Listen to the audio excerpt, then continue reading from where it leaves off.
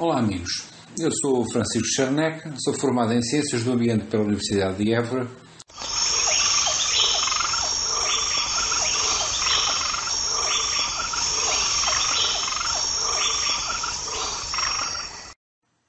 Os troféus mais comuns, que são os crânios e os dentes, mais os dentes do que os crânios,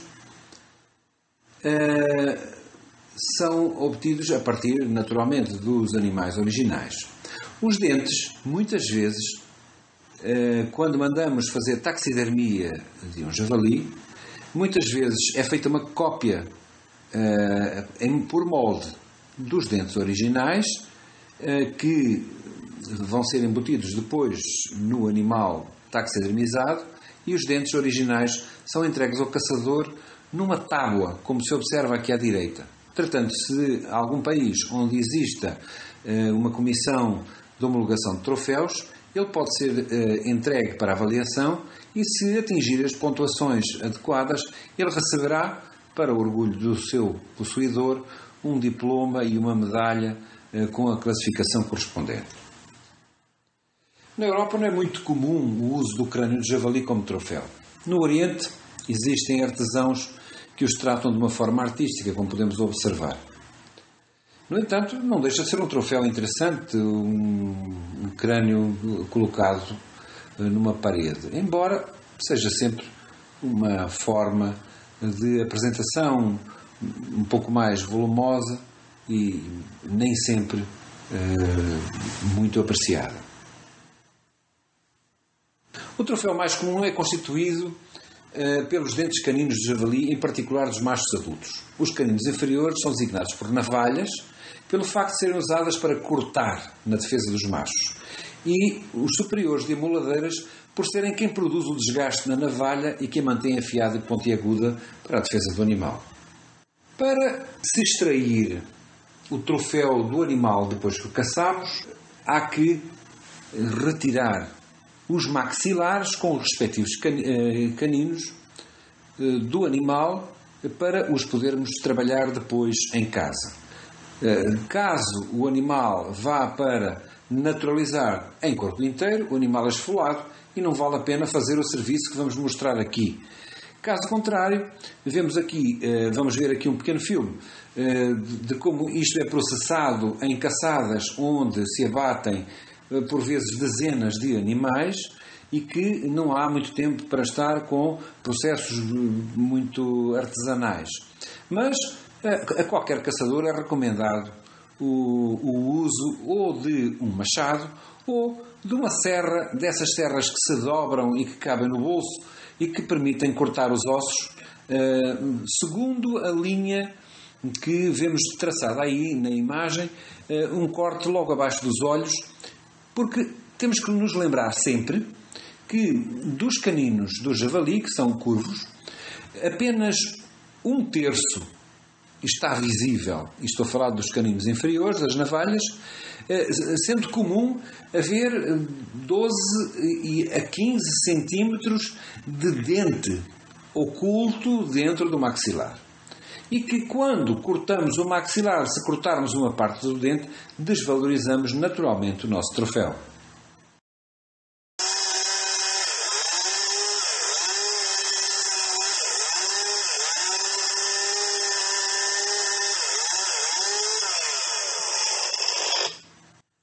A segunda etapa é tirar toda a pele e a carne dos maxilares, para que seja mais fácil a cocção a que vai ter que ser sujeito para podermos extrair os caninos dos respectivos maxilares.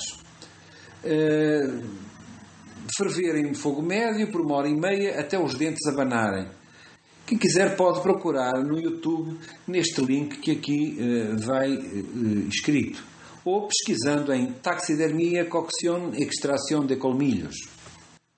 A quarta etapa é uma recomendação. Não retire, não limpe os dentes do javali.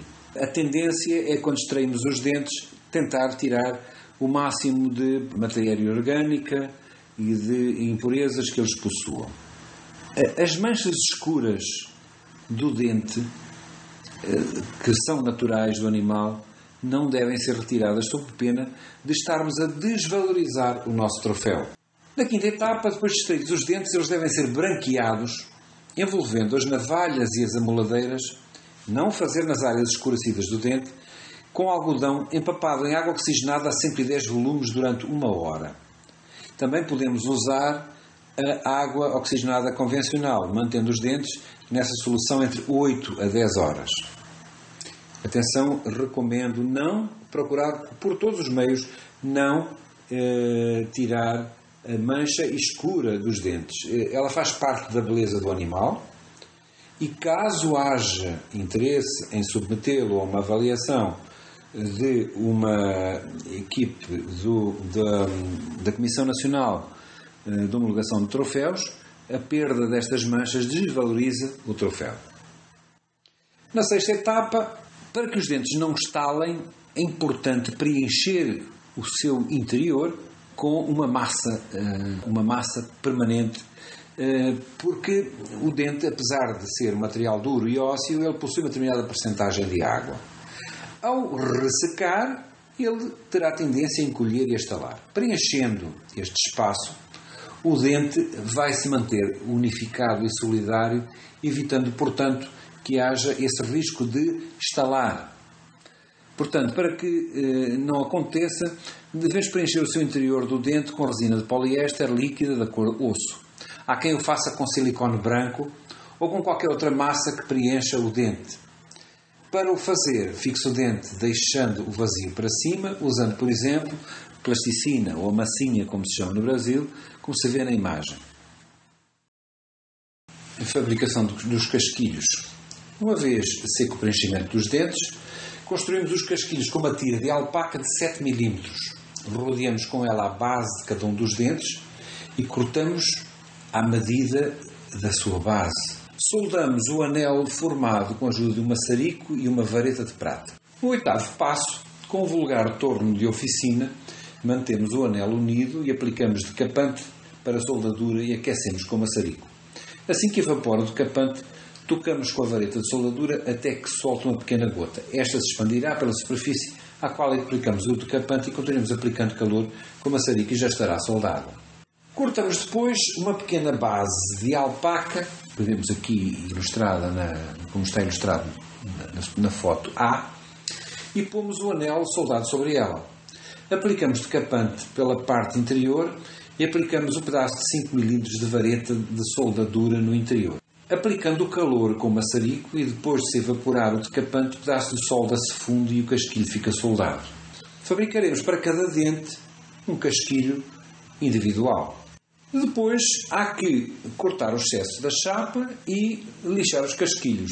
Cortamos a alpaca sobrante ao redor de cada casquilho com uma tesoura para cortar a chapa e com uma lixa de grão 80 para furadeira, berbequim.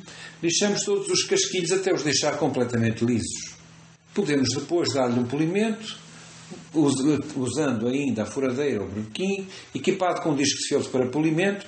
Polimos os casquilhos e, enquanto gira, apoiamos o disco na massa de polir, especial para a alpaca. Depois arrimamos os casquilhos ao disco, polindo assim com toda a sua superfície. Depois limpamos com algodão e álcool. Agora terão um brilho similar ao da prata.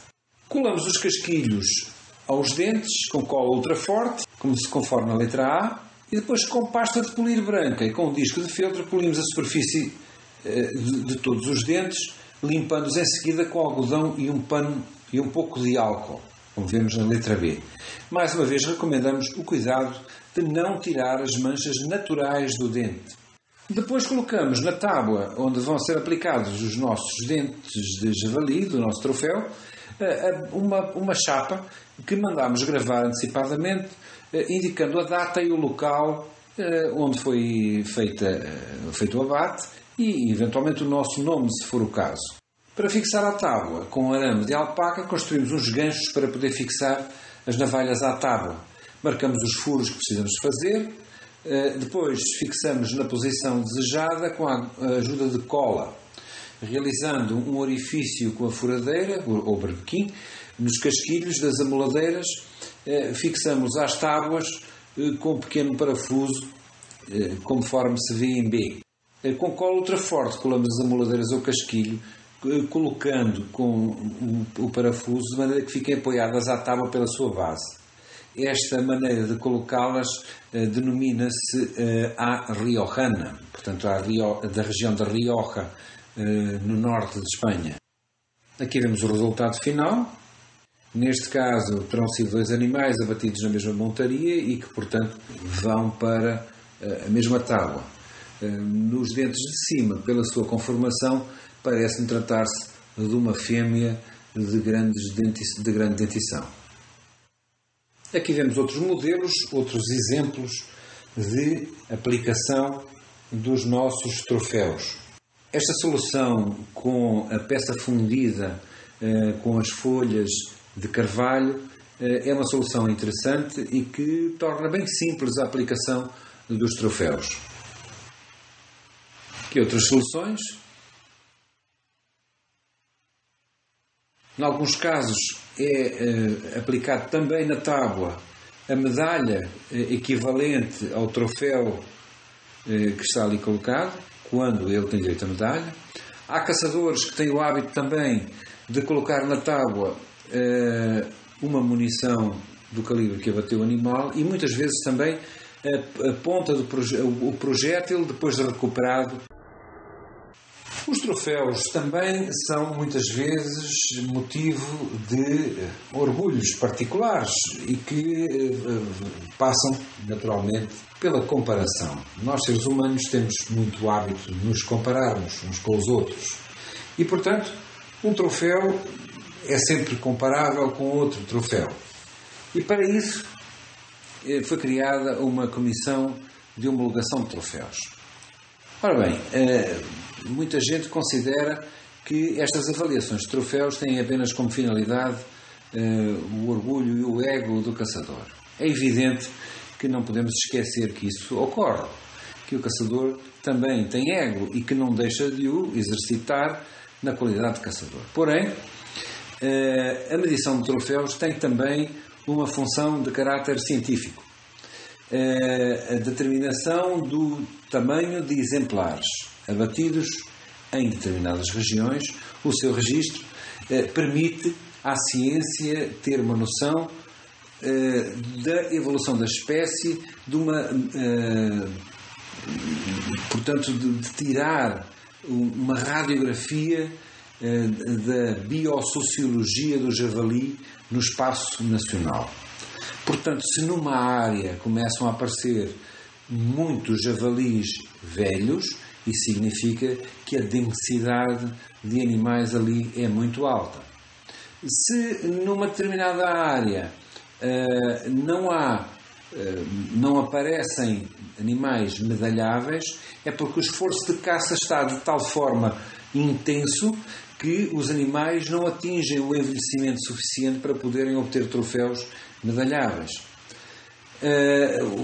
Na nossa opinião, a classificação, a homologação de troféus devia ser gratuita e obrigatória para que todos os animais pudessem fazer parte da avaliação científica das universidades que estudam o fenómeno do javali.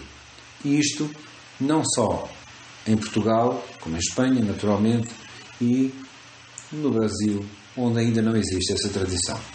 As normas de medição dos troféus vou-me poupar de as descrever, porque quem estiver interessado ou obter o e-book desta lição poderá encontrar nela a informação necessária para poder ele mesmo fazer a avaliação do seu troféu e saber a pontuação que ele adquire. Portanto, aqui tem em relação às navalhas e também às amoladeiras, aqui tem a tabela geral de avaliação e aqui na questão do quesito beleza, onde há uma avaliação muito particular. Depois aqui as penalizações relativas à beleza das navalhas e das amoladeiras. Vemos aqui, portanto, as pontuações para a obtenção de medalhas de bronze, de prata e de ouro, segundo as classificações da Comissão Nacional de Homologação de Troféus de Portugal. E agora, a situação do Brasil. No Brasil não existe classificação de troféus. O Brasil Safari Clube, como primeira organização não governamental relacionada com a caça, tem nos seus projetos a constituição de uma comissão de homologação de troféus, aguardando apenas o encontro de técnicos internacionais habilitados à medição de troféus, com quem já estabelecemos contacto, para estabelecer uma metodologia que ultrapassa o problema do hibridismo do javali e que terá por base a metodologia que apresentámos anteriormente, com algumas alterações. Alterações que são resultantes do facto de nós não termos muitos, ou por outra, nós termos no Brasil o problema do hibridismo. E no caso do hibridismo, o que é normal é o animal apresentar amoladeiras deficientes. Estas amoladeiras deficientes podem resultar em duas situações: ou uma autêntica destruição de uma navalha com uma conformação normal, ou, pelo contrário, permite a produção de navalhas de dimensões extraordinárias. Nessas circunstâncias, e para que não haja uma competição desigual entre a medição de troféus puros, porque os há também no Brasil, ou de fenótipos quase puros, com fenótipos híbridos e que estão para além da que seria a normalidade, vamos tentar estudar um processo em que a mesma medição seja aplicável a javalis puros e cruzados, da mesma forma, com uma base de justiça que seja aceitável. Para além disso, o Brasil Safari Clube espera no próximo ano ter a questão resolvida, bem como a constituição do livro brasileiro de registro de troféus, onde constem os registros de todos os troféus de caça internacional legalmente obtidos e que sejam acompanhados do certificado CITES, que é a Convenção sobre o Comércio Internacional de Espécies de Fauna e da Flora Selvagem ameaçadas de extinção. Os processos de avaliação de troféus, basicamente, há duas técnicas de medição, basicamente, que é do Conselho Internacional de la Chasse, o SIC, ou do SCI, Safari Clube Internacional. Os dois métodos são aceitos e mais ou menos reconhecidos internacionalmente e servirão de base para o trabalho que pretendemos fazer para a criação do nosso próprio processo de avaliação de troféus de javali. Quanto aos outros troféus de caça internacional, de que vários caçadores são possuidores, se os quiserem manter inscritos no livro de registros, iremos utilizar naturalmente os métodos de avaliação internacionais do Safari Clube Internacional e do SIC e das respectivas classificações. Por hoje é tudo. Alguma dúvida ou sugestão, contacte connosco pelo blog Hunting Brasil, pela fanpage Hunting Brasil ou pelo grupo Hunting Brasil. Em breve traremos novidades, já que um grupo de seguidores nos pediram que o nosso trabalho passasse a um nível mais avançado e, por esse motivo, muito em breve estaremos com uma proposta para si, para que possa participar connosco no conhecimento de um dos animais mais fascinantes, mais interessantes, mais cinegéticos que existe, o javali. Obrigado por nos acompanhar.